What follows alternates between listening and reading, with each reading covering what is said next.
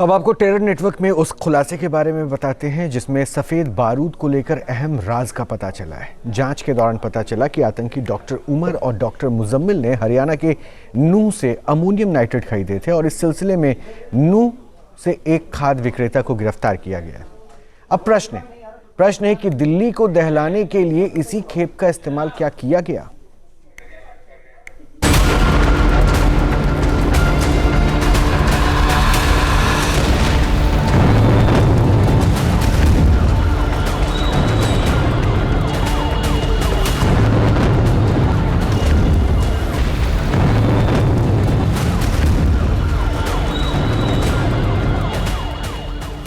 दिल्ली धमाके से पहले हरियाणा के नूंह में क्यों गया था डॉक्टर उमर उन नबी? 9 और 10 नवंबर की रात नूंह में क्या कर रही थी विस्फोटकों से लदी कार? आतंक के इस डॉक्टर का क्या था नूंह से कनेक्शन? 10 नवंबर की शाम दिल्ली में धमाका हुआ। धमाके का मास्टरमाइंड पुलवामा के डॉक्टर उमर की पहचान भी हो गई। यह भी पता चल चुका था कि दिल्ली धमाके के पीछे फरीदाबाद टेरर मॉड्यूल का हाथ है, जिसमें डॉक्टर्स का गैंग शामिल था।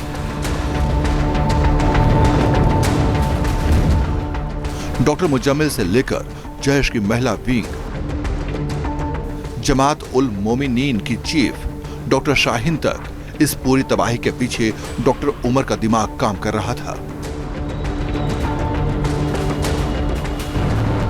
दिल्ली पुलिस और फरीदाबाद पुलिस ने जब जांच को आगे बढ़ाया तो पता चला कि डॉक्टर उमर धमाके से 17 घंटे पहले नूंह में देखा गया था। तारीख थी 10 नवंबर और समय रात के 1:36। पुलिस सूत्रों के मुताबिक डॉक्टर उमर 9 नवंबर की रात नूंह के फिरोजपुर झिरका में पहुंचा था। इसका सीसीटीवी वीडियो भी सामने आ चुका है, जिसमें डॉक्टर उमर की I-20 गाड़ी फिरोजपुर झिरका टोल प्लाजा से गुजरते हुए दिख रही है। गाड़ी को फरीदाबाद झिरका के एक ढाबे पर रोका भी गया था। शक तो यह भी है कि नूंह से ही उसने गाड़ी में विस्फोटक रखे। हालांकि बताया यह भी जा रहा है कि नूंह के पिनगवां से डॉक्टर मुजम्मिल और डॉक्टर उमर ने पहले से ही अमोनियम नाइट्रेट की खरीदारी कर ली थी। इसके अलावा पोटाश भी खरीदा था ताकि एक परफेक्ट विस्फोटक तैयार किया जा सके। उर्वरक के तौर पर ये आमतौर पर बिकता है और इसी के जरिए ही अमोनियम नाइट्रेट के कच्चे माल के तौर पर पोटेशियम का सल्फाइड का इस्तेमाल किया गया था। वो भी नाइट्रोजन के साथ साफ तौर पर नजर आ जाता है।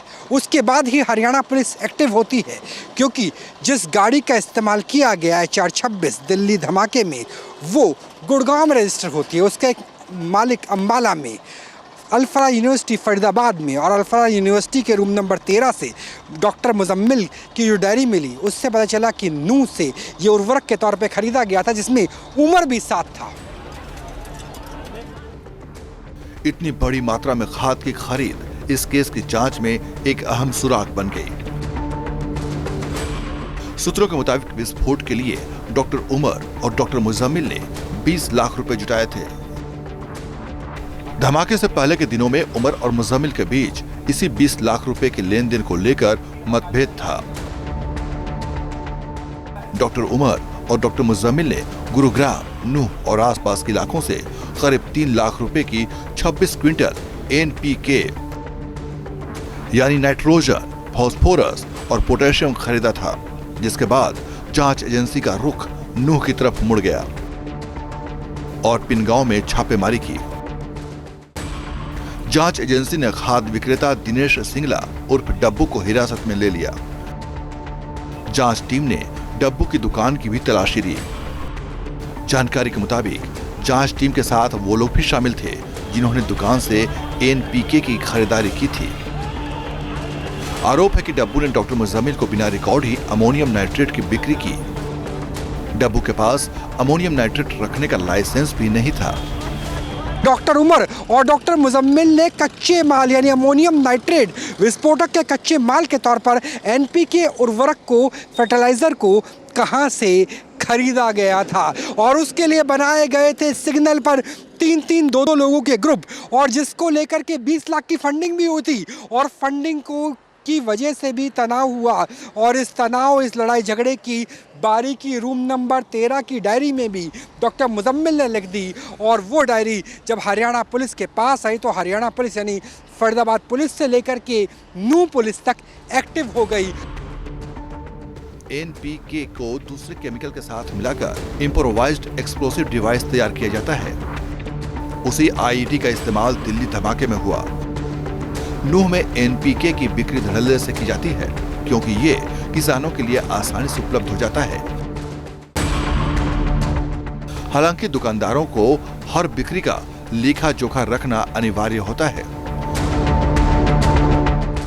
यहाँ पर कट्टों के हिसाब से बेचा जाता है, 50-50 किलो के कट्टों के हिसाब से, लेकिन जब भी कोई बड़ी सेल होती है तो उसका बाकायदा रिकॉर्ड भी रखा जाता है। दरअसल ये मेरे हथेली में जो है यही एनपीके है जो आम उर्वरक के तौर पर, खाद के तौर पर इस्तेमाल में लिया जाता है, लेकिन इसी से ही इसे नाइट्रेट के साथ व्यवस्थित करके, जैसे यूरिया से भी व्यवस्थित करके अमोनियम नाइट्रेट तैयार किया जा सकता है किसी भी लेबॉर्ट्री में जो अलसफा यूनिवर्सिटी से जिसके तार जुड़ते हुए नज़र आ रहे हैं। तो न्यूज़ नेशन नूह पहुंचा है और नूह पहुंच कर के उन तमाम ट्रेडर्स के पास लगातार जा रहा है जिन ट्रेडर्स के पास एनपीके की बड़े पैमाने पर सेल की जाती है, होलसेल की डीलिंग की जाती है। जो हमारा जमींदार है ना, हम सबसे उनसे वाकिफ़ हैं और उसी के हिसाब से माल देते हैं हम सबको।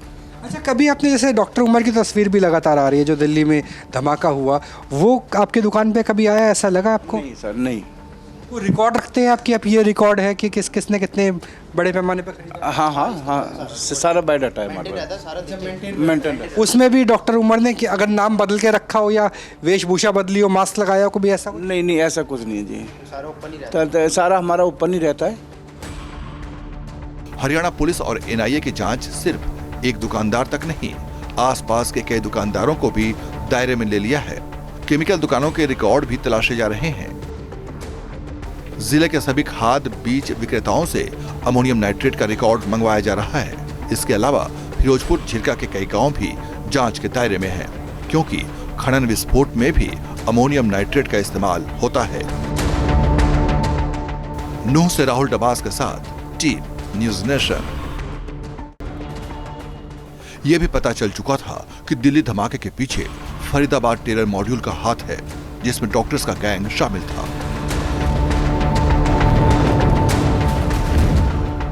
डॉक्टर मुजम्मिल से लेकर जैश की महिला विंग, जमात उल मोमिनीन की चीफ डॉक्टर शाहीन तक, इस पूरी तबाही के पीछे डॉक्टर उमर का दिमाग काम कर रहा था।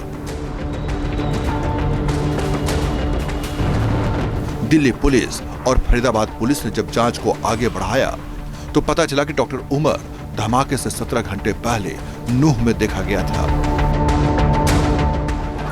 तारीख थी 10 नवंबर और समय रात के 1:36। पुलिस सूत्रों के मुताबिक डॉक्टर उमर 9 नवंबर की रात नूह के फिरोजपुर झिरका में पहुंचा था। इसका सीसीटीवी वीडियो भी सामने आ चुका है,